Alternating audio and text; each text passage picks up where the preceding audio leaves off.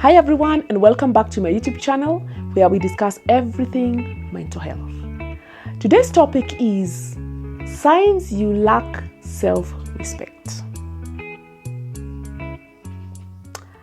Yeah, this is a hard one, but let me just say. 1, you don't respect your time, and people don't respect your time, and you allow it. Whenever you call for dates or for meetings, people come late and it's not a big deal. You don't raise it. You don't comment about it. You don't call them out. That means you have issues with your self-respect because people should respect your time. Once in a while, someone can get late, but if they're constantly getting late and you don't bring it up, then clearly you do not respect your time. Time is precious.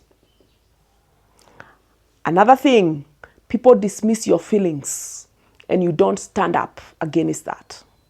You're crying, people shame you. You're feeling sad, people shame you. You laugh, people shame you. They don't respect your feelings. You should be able to tell people, hey, that is what I feel. And let me tell you something, guys. Every feeling is valid. Even anger is valid. After you validate what I feel, then let's talk about whether that feeling is good or bad. But everyone should respect everybody's feelings. So if you have friends or people or family who do not respect your feelings and you don't call them out, then you may have lack of self-respect. People may also verbally and emotionally abuse you and you let it slide. That is a high sense of lack of self-respect. No way people can abuse you emotionally or verbally and you are not a child and you're still in that relationship, you are still in that friend space. You need to either walk away or call them out on that. Failure to which is a sign of lack of self-respect. Another huge one is lack of boundaries in all ways. Boundaries of touch, boundaries of space, boundaries of places. What do I mean? You can't just take me to a place where you had not asked me if I'm comfortable in that place. Whether it is church, or whether it is in a brothel, or whether it is in a park, you should be able to ask me if I want to go to that place. Why am I saying this? And this is particularly for young people. You are at a place having fun or in church or at home, and we all decide we are going out for ice cream. Ice cream turns out into going for a drink. A drink turns out into a party. Wait, at what point were you asked if you wanted to go for a drink? Because while we were leaving home, it was for ice cream. So again, if your friends don't care to consult with you, is everybody okay for the drink? Is everybody okay for this?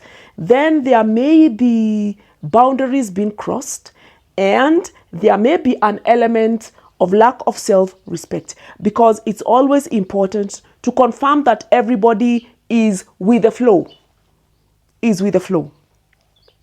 For touch and speech, for touch is rather obvious. For speech is if you have people who use the F word and they talk crap, without any consideration to your presence, and if you're comfortable with such language, then you may have lack of self-respect. Consequently, people do not respect you.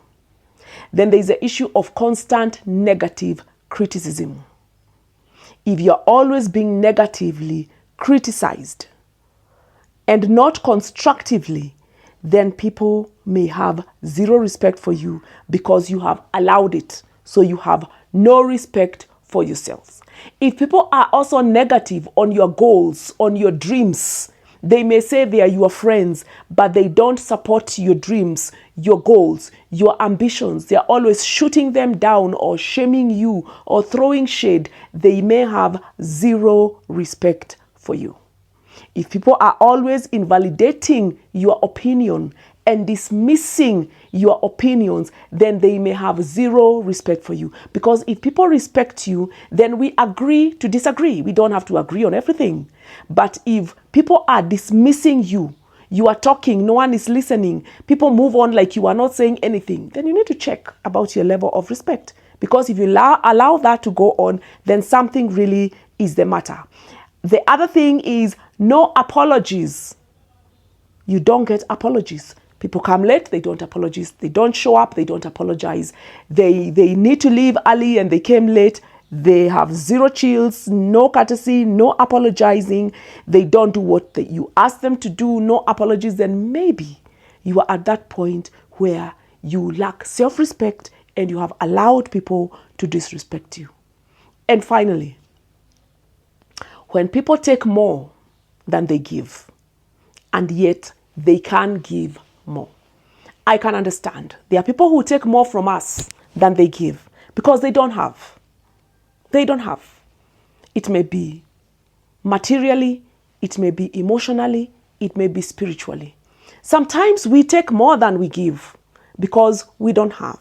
But where you are at equal measure, for example, work related, if you find yourself giving in too much, putting in too much than your colleague, yet when the credits are being shared, you both you take the same, or they even take higher. There is nothing here like philanthropy, like being nice. This is work. It should be at equal measure. So if you find at workplace, at home, in church, wherever, you are the one running around like a headless chicken, everybody else is just sitting down, twiddling their thumbs and taking credit and just allowing you to run around, well, maybe you need to reflect on your self-respect. As I end, let me say, learn to call out people who disrespect you. Learn to point it out in a respectful way so that you gain back your self-respect. Thank you for watching. Let me have your comments, and remember, you got this. Thank you.